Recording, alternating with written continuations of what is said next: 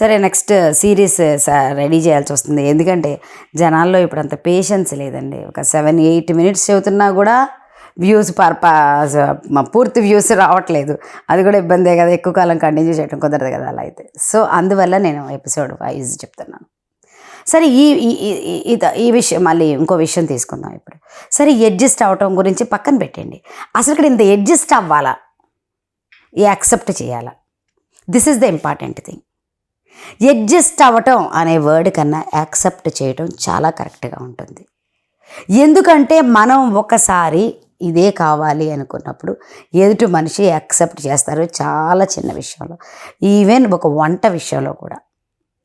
ఒక హస్బెండ్ ఈ కూర కావాలి అని అడగొచ్చు, తప్పలేదు. ఎందుకంటే కొంచెం మగవాళ్ళు కొంచెం ఇష్టంగా తింటారు ఆడపిల్లల కన్నా.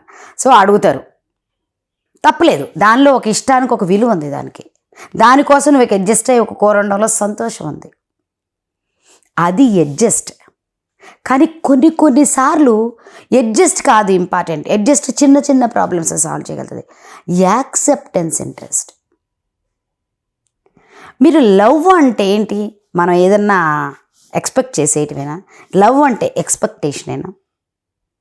కొన్నాళ్ళు మన జీవితాలకి, ఎస్పెషల్లీ మన ఇండియాలో, ఎస్పెషల్లీ మన ఆంధ్రాలో అయితే 70s 60s నుంచి కూడా సినిమాల పుణ్యమా అని లవ్ అంటే బిట్వీన్ హస్బెండ్ అండ్ వైఫ్, అది girl friend and boy friend, ఇక్కడికే పరిమితం చేసేది మన సినిమా నాలెడ్జ్. తల్లి బిడ్డ మధ్య ఉన్నదాన్ని లవ్ అనడానికి వాళ్ళు ఇష్టపడలేదు. అదేది ఇప్పుడు కొత్త విషయం, వాళ్ళిద్దరూ రిలేషన్లో ఉన్నారు. What is the meaning of that relation? ఒక అడ్వకేట్ నాకు అర్థమే అవ్వట్లేదు రిలేషన్లో ఉండడం అంటే. సెక్షువల్ రిలేషన్లో ఉన్నారా, లవ్ రిలేషన్లో ఉన్నారా, లేకపోతే లివింగ్ రిలేషన్లో ఉన్నారా? ప్రతి రిలేషన్కి ఒక పేరు ఉంది. కానీ సింపుల్, ఇప్పుడు ఏ గర్ల్స్ బాయ్స్ని అడగండి, 18 years దాటిన వాళ్ళు, వాళ్ళిద్దరూ రిలేషన్లో ఉన్నారు. ఏ రిలేషన్ అమ్మా? ఏ రిలేషన్లో ఉన్నప్పుడు ఎవడైనా సరే బతిమాలతాడు. కానీ పెళ్ళి దగ్గరికి వచ్చేయండి మళ్ళీ మీరు యాక్సెప్టెన్స్ అన్నాను. అంటే కొన్నిసార్లు మీరు మాట చెల్లొచ్చు, కొన్నిసార్లు ఎదుటి మనిషి మాట చెల్లొచ్చు. ఏమో ఒకవేళ అదే కరెక్ట్ ఏమో అని మనం ఎందుకు యాక్సెప్ట్ చేయట్లేదు? మన ముందు కనిపించింది ఇదే కదా మనం అనుకుంటున్నాం. ఏమో అది ఎందుకు యాక్సెప్ట్ చేయకూడదు?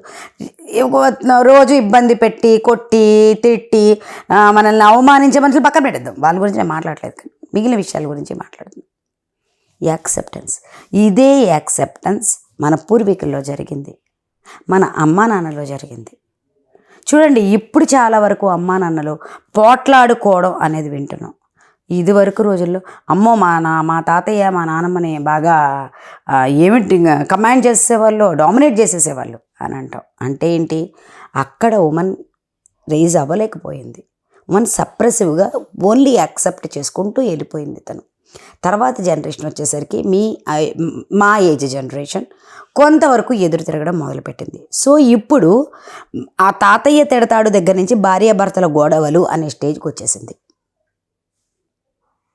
భార్యాభర్తల గొడవలు అనే స్టేజ్లో మా అమ్మ మా నాన్న గొడవలు, లేదా మా అమ్మ నాన్న ఆంటీ అంకుల్ పోటాడుకుంటారు, ఇలాంటివి వచ్చినాయి. దానికి రీజన్ ఏమీ లేదు. ఒక్కొక్కళ్ళు యాక్సెప్ట్ చేసి కామన్గా ఉంటారు, కామ్గా ఉంటారు. ఒక్కొక్కళ్ళు అలా కాదు, ఇలా జరగాలి అనేసి, ఎందుకంటే వీళ్ళు తెలివిగల వాళ్ళే కాబట్టి.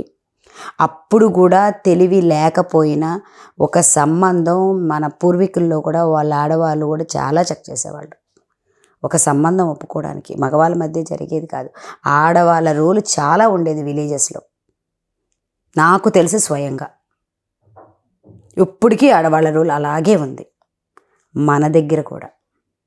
కాకపోతే ఇప్పుడు మన సమాధానం చెప్తున్నాం అంతే. అదే మార్పు, ఇంకంతకన్నా ఏం జరగల.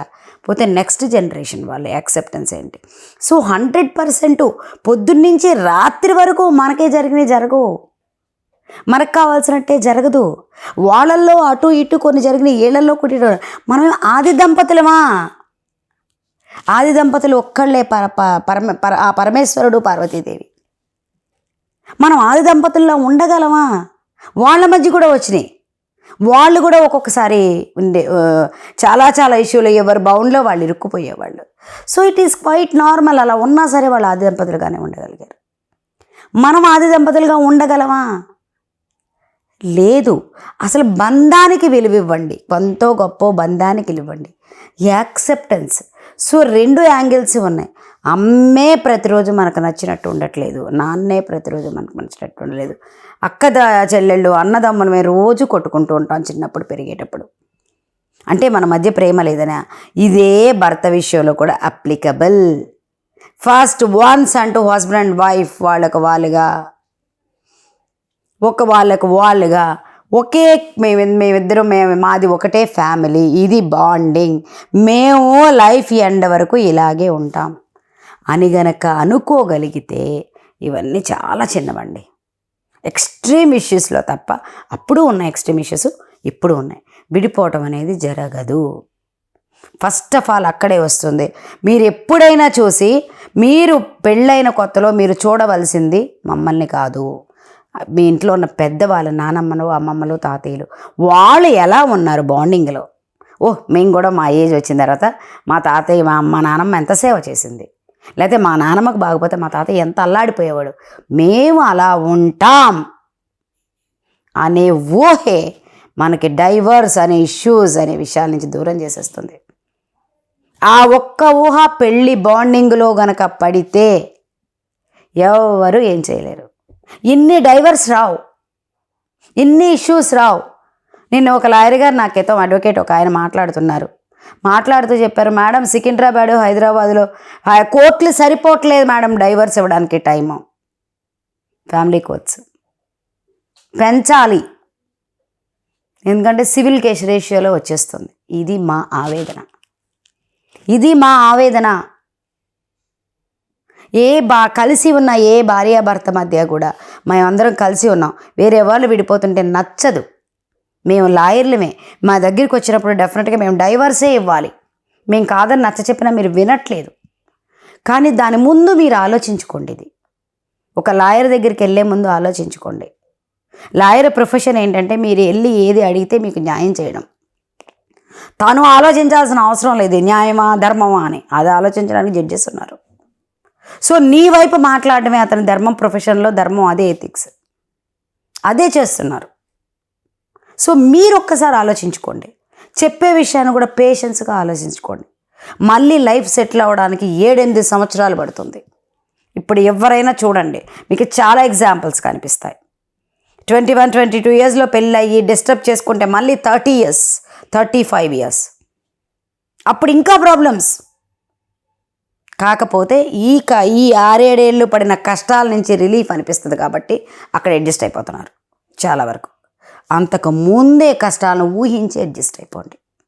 అది అడ్జస్ట్ కాదు, యాక్సెప్టెన్స్ అంతే. సబ్స్క్రైబ్ చేయండి, లైక్ చేయండి, టంగు మనకి గంట కొట్టండి.